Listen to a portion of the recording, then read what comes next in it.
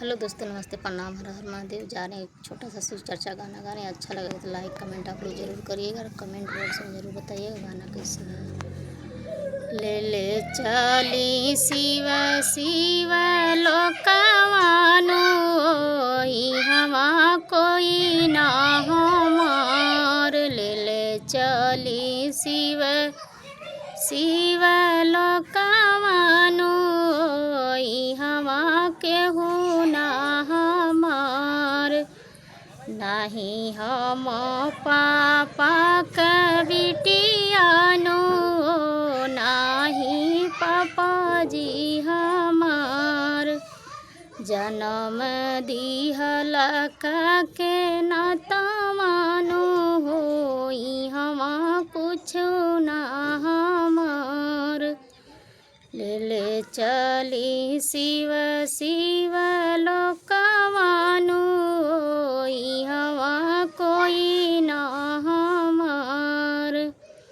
नाही मामा मैया का बिटियानो, नाही मैया जी हमार।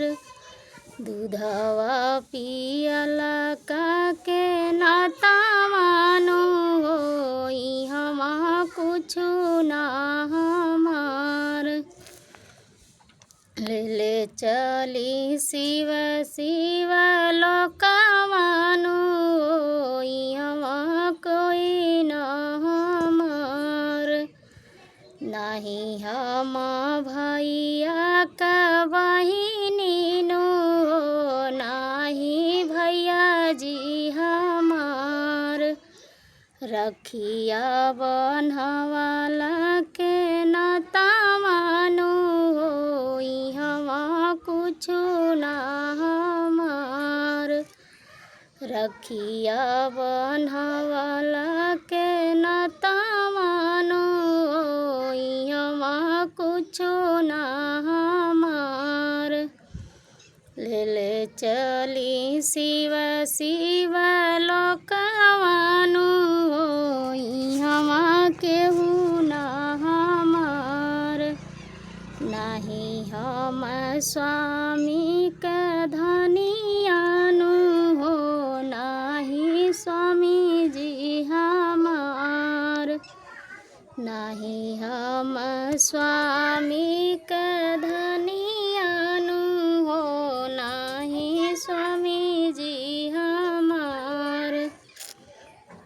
चुटुकी से नूरवा के नाता मानो, हमा कुछ ना हमार।